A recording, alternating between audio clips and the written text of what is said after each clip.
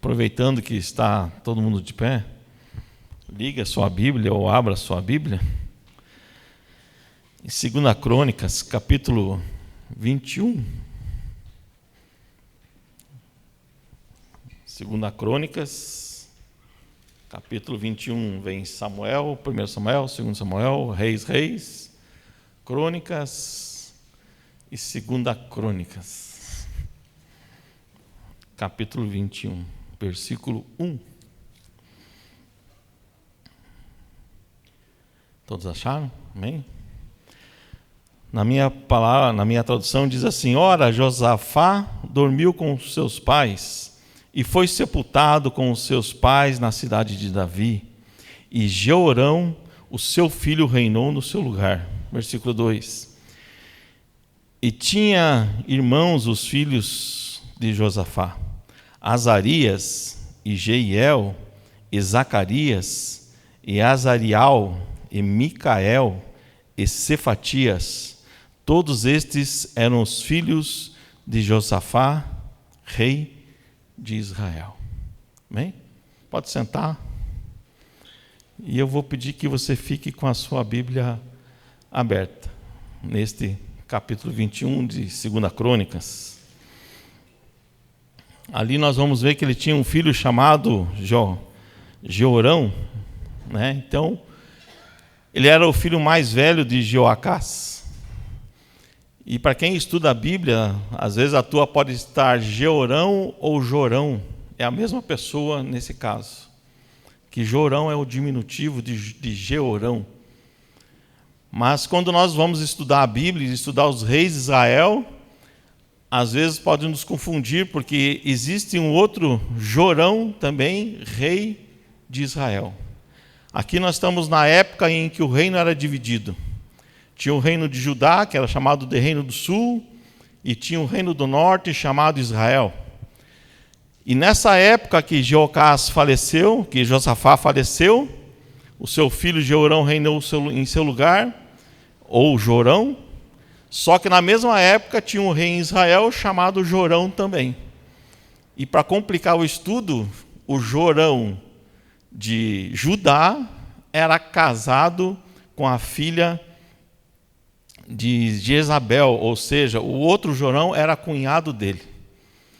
Então dá uma salada de fruta de nomes. Mas eu quero falar nessa noite do Jorão, rei de Judá, no Reino do Sul.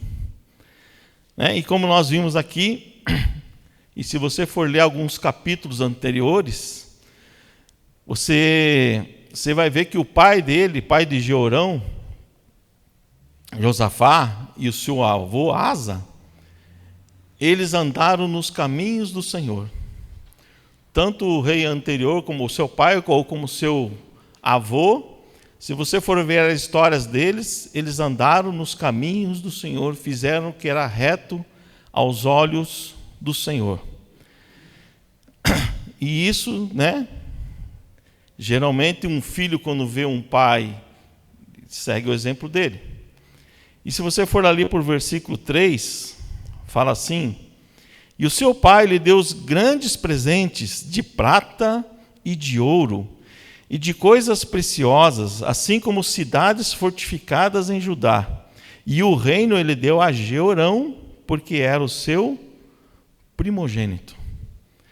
Então, pela lei, quem tinha que ser o rei era Jeorão, porque ele era o mais velho. Mas quando nós estudamos a Bíblia, nós vemos que nem sempre acontecia isso. Algumas vezes, alguns reis não foi dado o reinado ao filho primogênito, e sim a outro que o pai escolheu. Porque às vezes o pai via que aquele filho mais velho não tinha condições de governar Israel ou Judá. Então o pai passava isso para um outro filho. Um exemplo bem conhecido seria Salomão com Davi. Mas aqui no versículo 3, a gente vê que Josafá deixou bens para os filhos, deixou grandes presentes, prata e ouro, mas para Jeorão deixou o reino para o mais velho. E de que lição nós já podemos tirar desse versículo 3? Se nós formos para Provérbios 13, 22, lá fala assim: o bom homem deixa uma herança aos filhos de seus filhos. Quando nós crescemos e andamos na palavra de Deus, nós aprendemos que, pela palavra de Deus diz isso, que o bom homem deixa herança aos seus filhos. O meu pai, quando faleceu, ele me deixou herança. Mas acho que a maior herança que meus pais puderam me dar foi me apresentar a Jesus Cristo. Essa foi a melhor das heranças. Melhor do que bens, do que carros, apartamentos, ouro ou prata, como é o caso aqui. E no versículo 4, aí começa, não sei quantos conhecem a história de Jeorão. No versículo 4 fala assim: tendo Jeorão se levantado sobre o reino de seu pai, e tendo-se fortificado, matou todos os seus irmãos com a espada, e também diversos príncipes de Israel. Ou seja, veio de uma família cristã, onde o avô adorou a Deus, o pai adorou a Deus, e eu não sei se o pai percebeu ou não como era o caráter de Jeorão, e ele talvez por medo ou por crueldade, ele assassinou todos os seus irmãos. E ele já era rei, ou seja, não tinha como tomar aquela posição dele. Mas talvez ele teve uma atitude bárbara, porque talvez ele não confiou no Deus de seu pai, não tinha segurança em Deus. E o que eu posso tirar da lição desse versículo? Nós, pais, nós podemos andar com Deus, orar a Deus, ler a Bíblia, jejuar, e os nossos filhos verem isso. Mas se os nossos filhos não tiverem uma experiência real com Deus, às vezes isso não é suficiente. Eu lembro quando a Sara ela é nova ainda, né? Mas ela era mais criança, mais jovem. E um dia eu falando para ela assim: filha, você já ouviu a voz de Deus? Ela: não, pai, nem sei como é que faz isso. Daí eu falei assim: vamos ouvir a voz de Deus hoje? Você quer ouvir a voz de Deus hoje?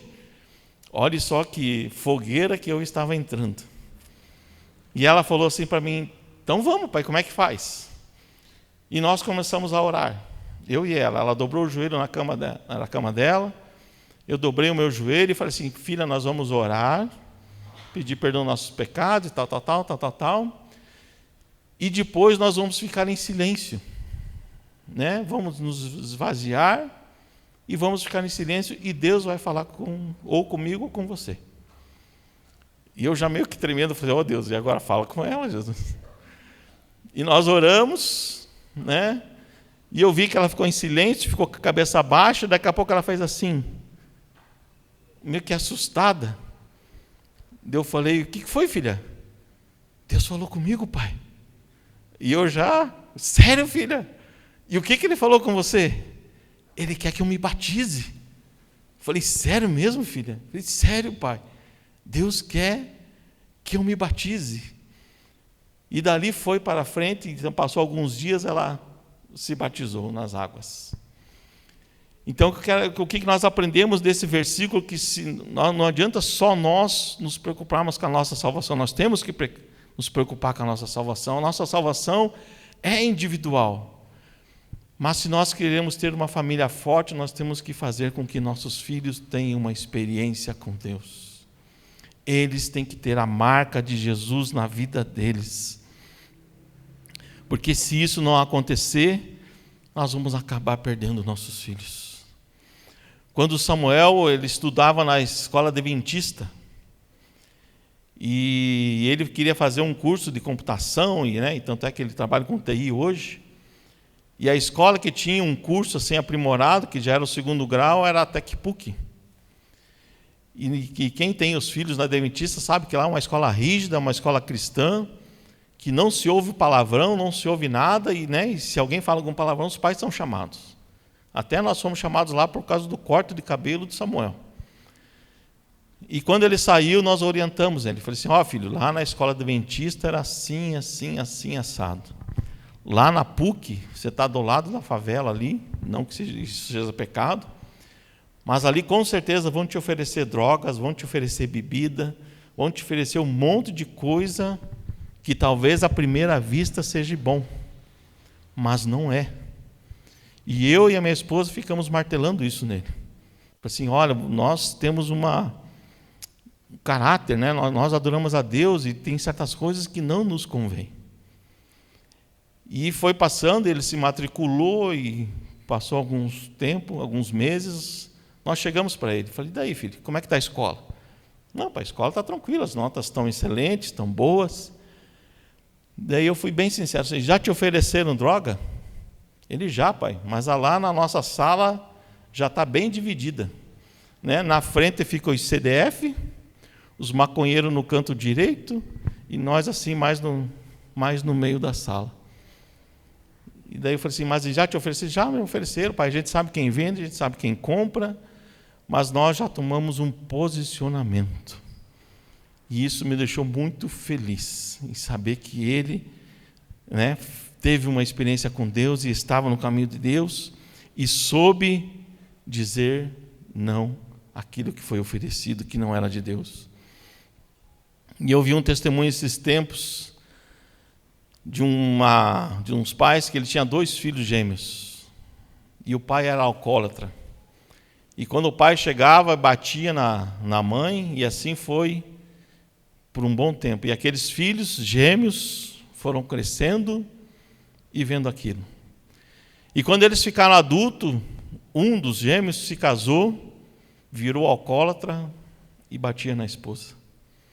E o outro gêmeo, na mesma casa, no mesmo lugar, aceitou a Jesus e se converteu. E chegaram para um dos gêmeos e falaram assim, por que você bate na sua esposa? Por que você é alcoólatra e tudo mais? E aquele jovem falou assim, olhe para o meu pai. Então o exemplo dele era o pai. E quando chegaram para o que havia se convertido, falaram assim, cara, você é totalmente diferente do seu irmão. Você não bate na sua esposa, pelo contrário, você trata muito bem ela. E ele falou assim, olhe para o meu pai. Ou seja, para Deus. E no versículo 5, fala assim, Jeorão tinha 32 anos quando começou a reinar, e reinou 8 anos em Jerusalém. E andou no caminho dos reis de Israel, como fez a casa de Acabe, porque teve a filha de Acabe por esposa, e fez aquilo que era mal aos olhos do Senhor. Ou seja, Jeorão já foi influenciado, ele deu ouvidos a vozes que não falavam de Deus. Fez uma aliança num casamento, com o nome da sua esposa era Atalia. Atalia era filha de Acabe e de Jezabel. Acho que todos conhecem a história de Jezabel, que mandou matar um lá só por causa de uma vinha para dar ao seu esposo e tudo mais. Então esse fermento veio na vida de Jeorão e acabou influenciando ele. E com certeza ele não consultou a Deus. E vendo esse versículo, eu fico me perguntando quem tem me influenciado. Quem tem me influenciado? Voltando a falar do meu filho, do Samuel, e eu cheguei para ele e falava assim, filho, quando você for para a PUC, não se deixe influenciar pelo mal. Não se deixe influenciar por ninguém. E nessa conversa que eu tive com ele, ele foi bem sincero comigo, ele falou assim, pai, tem coisas que eu não me deixo ser influenciado, mas tem coisas que eu deixo ser influenciado. E aí eu fiquei meio assim, como assim, filho? Como assim você se deixa ser influenciado por algumas coisas e outras não? E ele foi bem curto e grosso. Falou assim, quando é para o bem, eu deixo ser influenciado, porque não é uma coisa que desagrada a Deus. Mas quando é para o mal, eu não me deixo ser influenciado. E eu me pergunto, o que tem influenciado a minha vida? E essa semana eu me peguei lá vendo Instagram, como é que é, os videozinhos curtos, e depois eu fui ver o histórico. E naquele histórico que eu fui vendo o número de vídeos, eu falei assim, nossa, quanto tempo eu perdi da minha vida vendo um vídeo que não me edificou em nada. E o que isso influenciou na minha vida? O que tem influenciado na minha vida? No livro de Jeremias 23:16 fala assim: assim diz o Senhor dos Exércitos, não escutai as palavras dos profetas que profetizam para vós, eles farão vão, eles falam da visão do seu próprio coração, e não proveniente da boca do Senhor. Ou seja, Jeremias estava falando dos falsos profetas. Eu acredito em profecia, acredito que Deus possa levantar uma pessoa em profecia, já aconteceu comigo e eu sei que era de Deus. Também já recebi profetada, né? Eu soube que não era de Deus, porque eu via que era mentira. Mas tem muita gente que corre atrás de profecias, corre atrás de pastores que façam uma revelação. E eu vou dizer para vocês que é muito bom quando Deus fala com a gente. É ou não é? É muito bom quando Deus se dirige para nós diretamente e fala uma coisa, né? E aqui eu vou dizer uma profecia. Assim diz o Senhor. Está aqui a palavra de Deus. Você quer ouvir Deus falar? Começa a ler a palavra de Deus. Assim diz o Senhor. Ele deixou tudo aqui para nós estudarmos e lermos a palavra de Deus todos os dias. Assim diz o Senhor, né? Eu amo aquele que me ama. No mundo tereis aflições. Eu sou a luz do mundo, né? Eu sou o bom pastor que dá a vida pelas ovelhas. Assim diz o Senhor, está tudo aqui. Volto a falar, não sou contra profeta que se levanta, mas se nós queremos ouvir a palavra de Deus, ter intimidade com Deus, está tudo aqui para nós. Se nós dizemos que amamos a Deus, como que nós não vamos amar a palavra que Ele deixou para nós? Então o mundo não mais me influencia. Não tenho mais prazer no mundo. Ele não me atrai mais. O versículo 7 do capítulo 21 fala assim: todavia o Senhor não quis destruir a casa de Davi por causa do pacto que ele tinha feito com Davi, e porque prometeu dar uma lâmpada para ele e para seus filhos para sempre. Aqui eu vejo a fidelidade de Deus.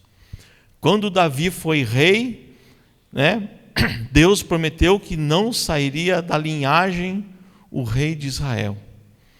E quando nós vamos para a história, de Israel, do Reino do Norte, teve 9 linhas de sucessores. Ou seja, de repente era um filho não sei de quem, de repente vinha um general, se levantava, matava e ele começava a reinar. E assim foi por 9 vezes. Mas em Judá foi apenas uma. Mesmo Jeorão, sendo um homem mau, não seguindo a Deus, um de seus filhos ainda ficou vivo para reinar e cumprir aquilo que Deus falou. Deus é fiel. Deus é fiel. Se Ele falou, Ele vai cumprir. E se eu estou firmado na rocha, eu não vou ter medo disso. Eu posso achar que tarda o cumprimento de Deus, mas Deus é fiel. E Ele prometeu que um dia Ele vai voltar para buscar a sua igreja. E eu creio que essa vinda está bem próxima, mais próxima do que nós imaginamos. Eu achava que isso iria acontecer na vida dos meus filhos ou dos meus netos.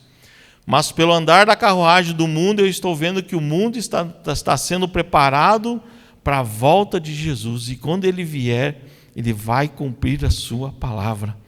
Para cada profecia que Jesus iria vir a primeira vez, tem mais 7 falando que Ele vai vir a segunda vez. E se ele cumpriu a primeira vez, foi fiel, ele vai ser fiel na sua palavra.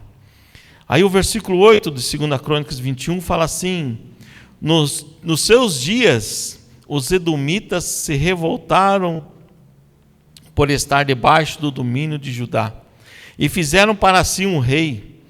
Então Jeorão saiu com os seus príncipes e com ele todas as suas carruagens. E ele levantou-se à noite e feriu os edomitas que o cercavam e os capitões das suas carruagens. Assim os edomitas se revoltaram por estar sobre a mão de Judá até este dia. Ao mesmo tempo também Líbina se revoltou por estar sobre sua mão, porque ele havia abandonado o Senhor Deus de seus pais. Aqui na vida de Jeorão já começou as consequências por ele ter abandonado a Deus. Se você reparou no começo do que nós vemos, você vê que ele reinou muito pouco tempo. E já por ele ter abandonado a Deus, começaram a se levantar os rebeldes. Começou a haver rebelião. E essa cidade de Líbina, ela foi uma cidade tomada por Josué dos cananeus, lá no tempo, antes dos juízes ainda. E ela foi transformada numa cidade levítica, ou seja, aqueles que trabalhavam no templo moravam naquela cidade. Ou seja, eles estavam lá adorando a Deus, eram os sacerdotes. E eles se revoltaram contra Jeorão porque ele abandonou a Deus. Então ele começou a enfrentar os problemas no seu reino. E o pior de tudo, no versículo 11, fala assim: além disso, ele fez lugares altos nos montes de Judá e fez com que os habitantes de Jerusalém cometessem fornicação e compeliu a Judá a isto. Ou seja, ele fez o povo adorar a deusa Azera. Por que tudo isso? Porque ele teve um mau casamento, influenciado e fermentado por pessoas que não conheciam a Deus e não adoravam a Deus. Um governo que tira os princípios de Deus é um mau governo. Aí eu vou perguntar para mim e para você: como estamos governando a nossa casa? Você pode estar pensando que eu ia falar de política, talvez, governadores, presidentes, mas vamos começar pela nossa casa. Como estamos governando a nossa casa? Nós estamos seguindo os princípios de Deus ou nós estamos fazendo um mau governo? E hoje em dia nós temos que cuidar até com algumas igrejas ou com o que nós ouvimos na internet. Tem muitos pastores com milhares de seguidores e às vezes, de vez em quando, eu ouço alguns deles e eles falam assim que eu sou o centro de Deus, eu sou a primazia de Deus, eu. Mas na verdade não sou eu, é o Senhor Jesus. Nós somos cristocêntricos. É Ele que tem que ser adorado, é Ele que tem que ser exaltado, é Ele que tem que estar no centro do meu e do seu coração, e não eu no coração de Deus, mas sim Deus no meu coração. É diferente. Então vigie com o que você escuta por aí. Vigie com o que você tem ouvido. Há lobos vestidos de ovelhas. E no versículo 12 vem o alerta de Deus. E lhe chegou um escrito de Elias.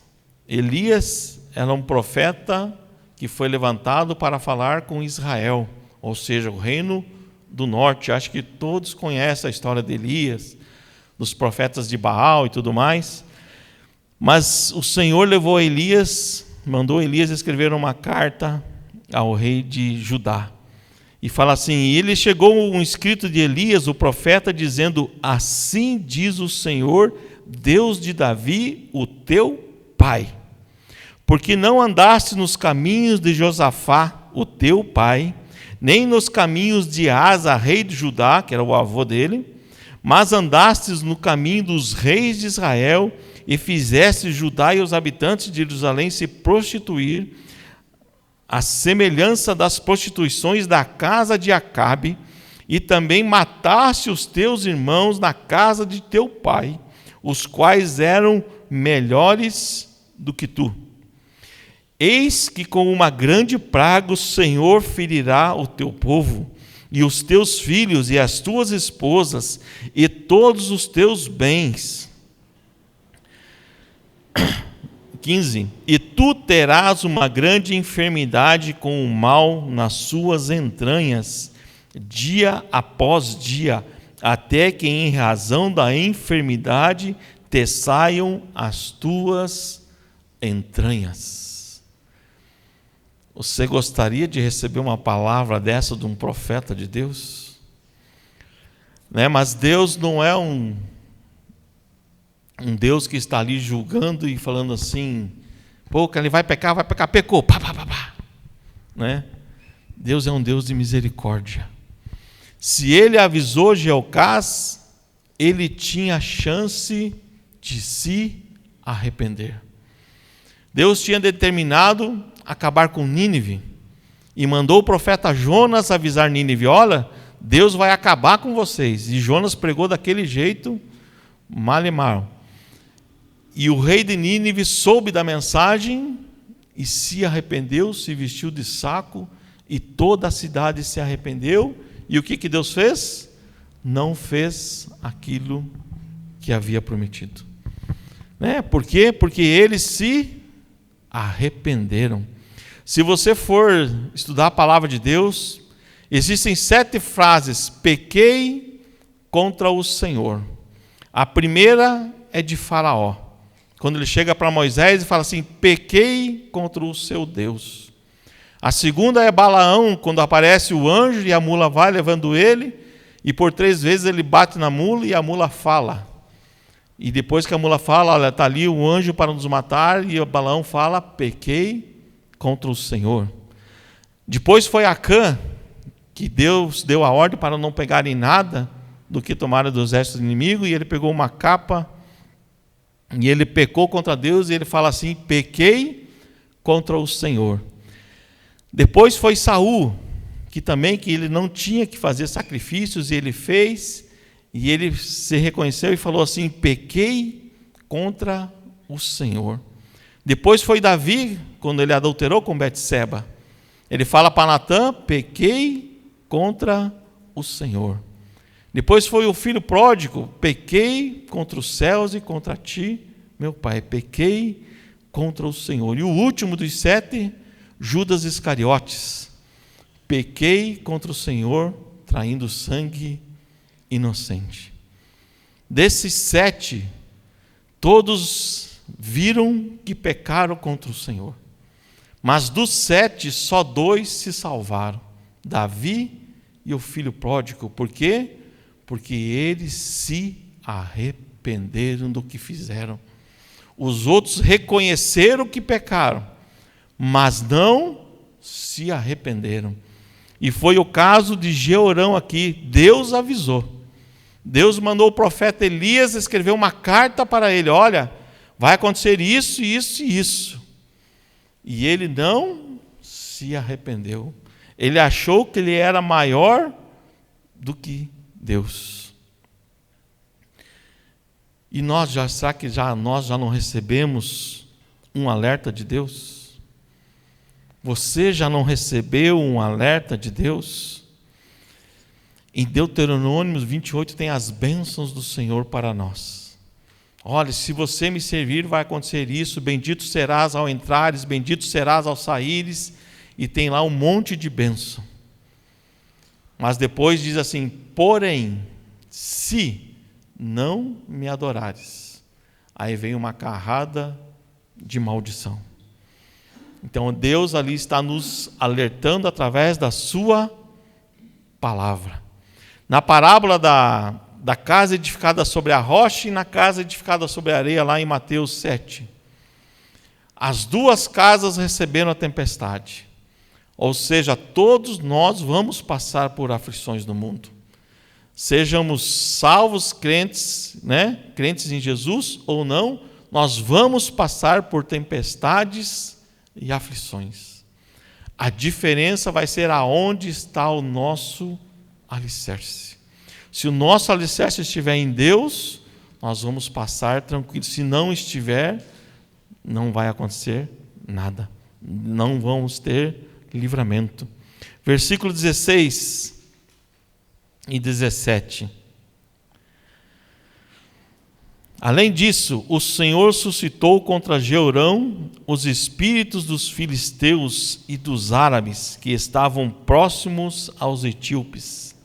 E eles subiram até Judá e irromperam e levaram consigo todos os bens que se achou na casa do rei, e também os seus filhos e as suas esposas, de modo que não lhe restou mais nenhum filho, exceto Jeoacás, o mais moço dos seus filhos.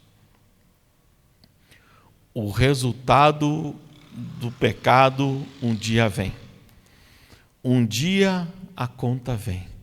Aquilo que nós plantamos, nós vamos colher. Cedo ou tarde, a colheita virá. Nós temos o privilégio de escolher a semente.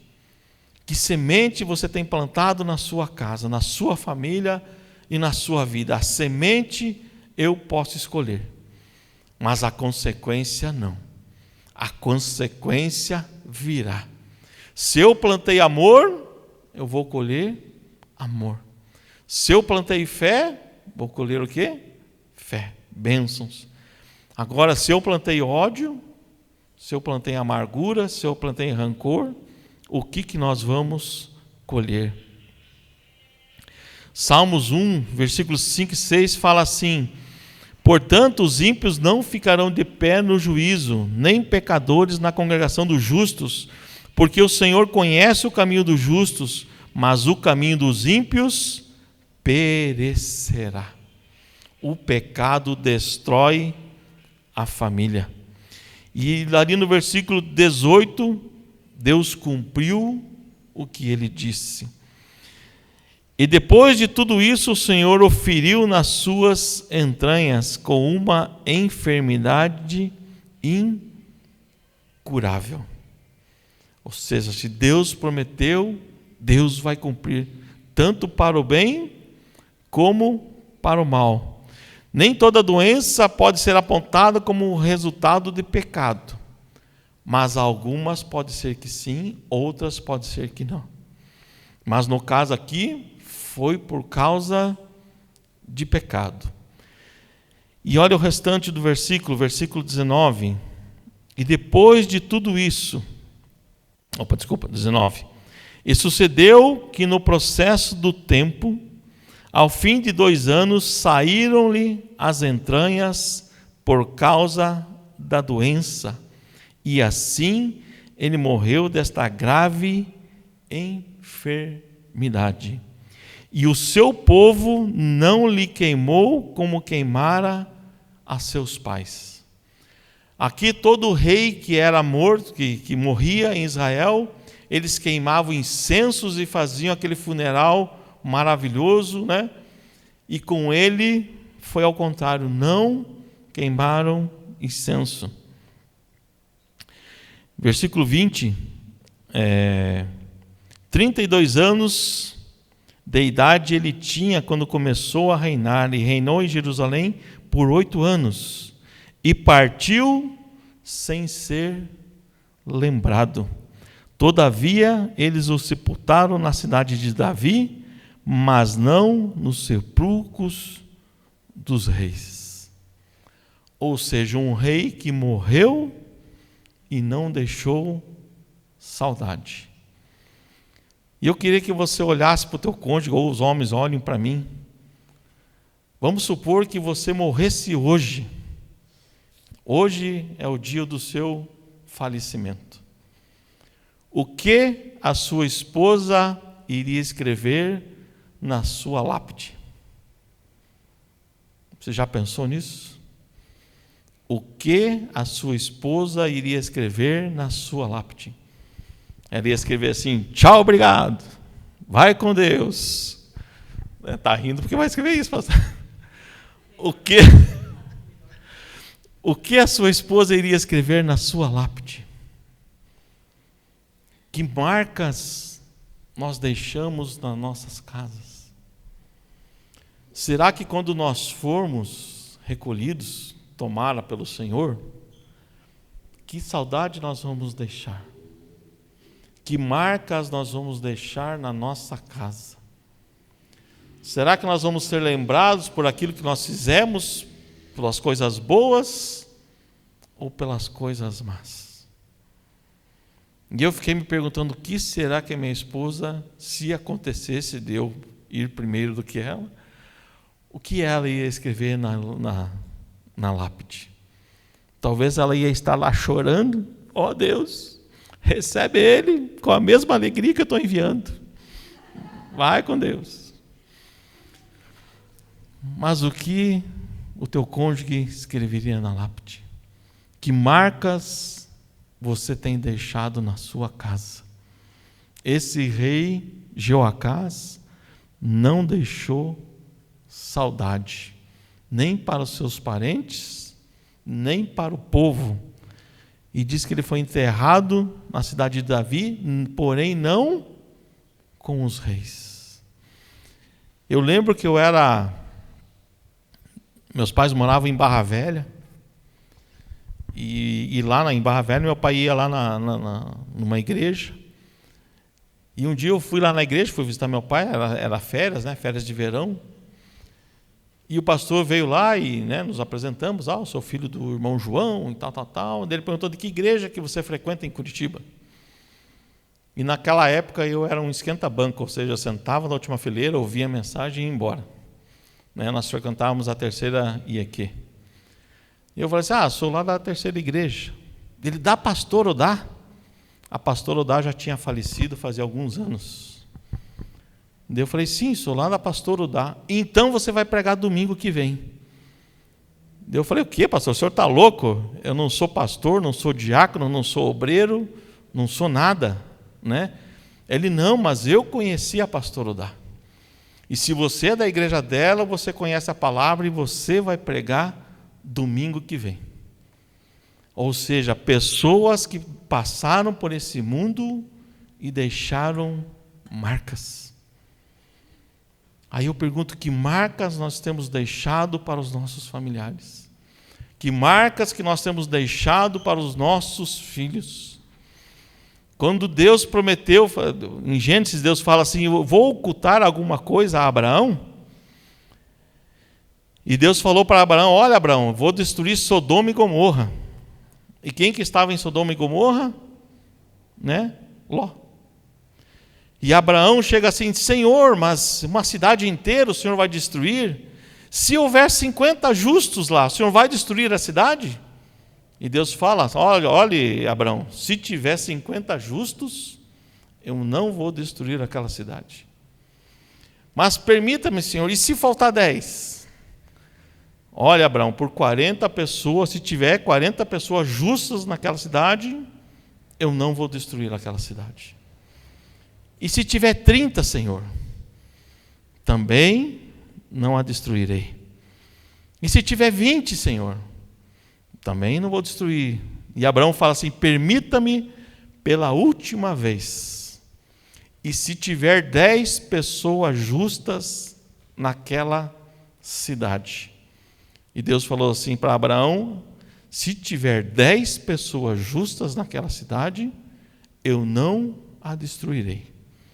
E Abraão para a contagem. Por quê? E eu fiquei me perguntando, por que Abraão parou a contagem em 10? Porque se nós formos ver tudo que Ló viu na vida de Abraão, na prosperidade, como ele adorava a Deus, onde Abraão parava, levantava o altar e Deus falava, eu penso que Abraão deve ter feito alguma marca naquela cidade. Ele era cristão, ele viu o que Deus fez, e com certeza ele, a esposa e as 2 filhas, já eram 4 pessoas. Com certeza ele deve ter ganhado 6 pessoas para Jesus Cristo.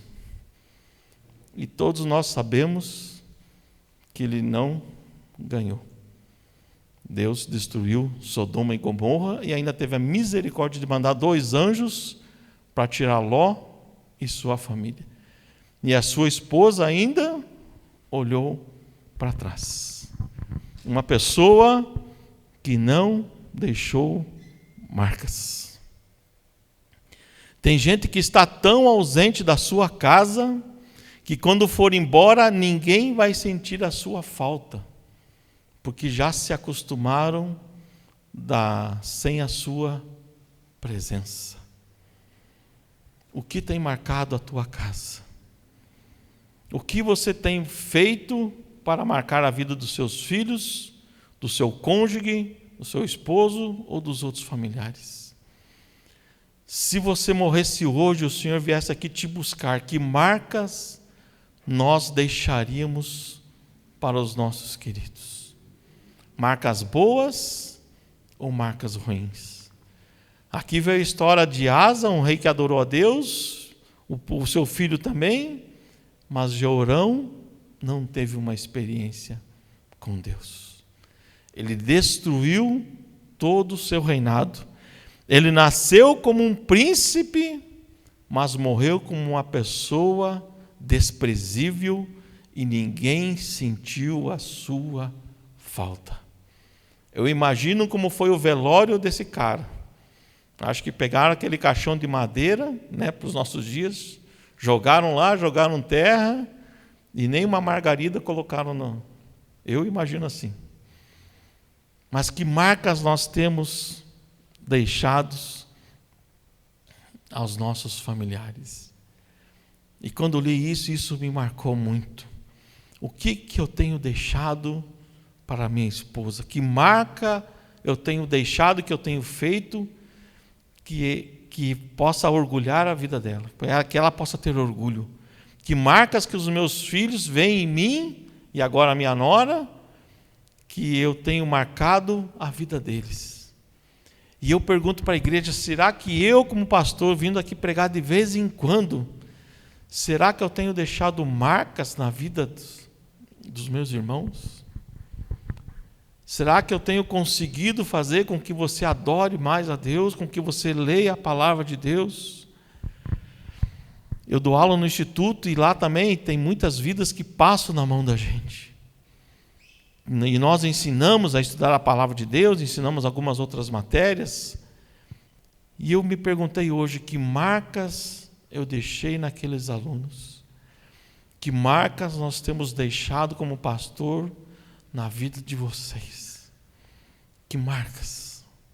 Marcas que tem feito nós mudarmos a direção do que nós estamos fazendo?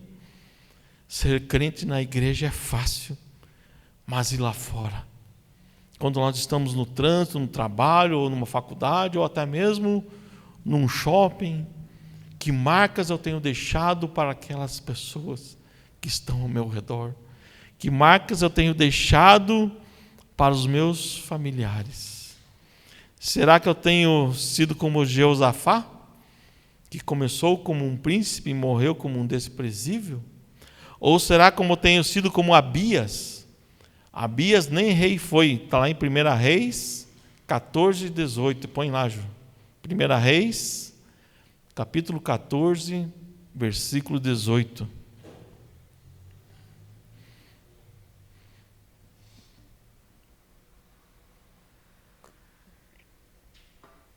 Peguei de surpresa, né? E o sepultaram, e todo Israel o pranteou, conforme a palavra do Senhor, a qual dissera pelo ministério de seu servo Aias, o profeta. Ou seja, toda uma nação lamentou a vida de um jovem. Olhe a diferença de Abias e de Jeosafá. Qual caminho nós estamos escolhendo? Que marcas nós temos deixado para os nossos? Que nós temos feito para fazer a diferença nesse mundo? Deus nos chamou para ser sal da terra e não o caramelo.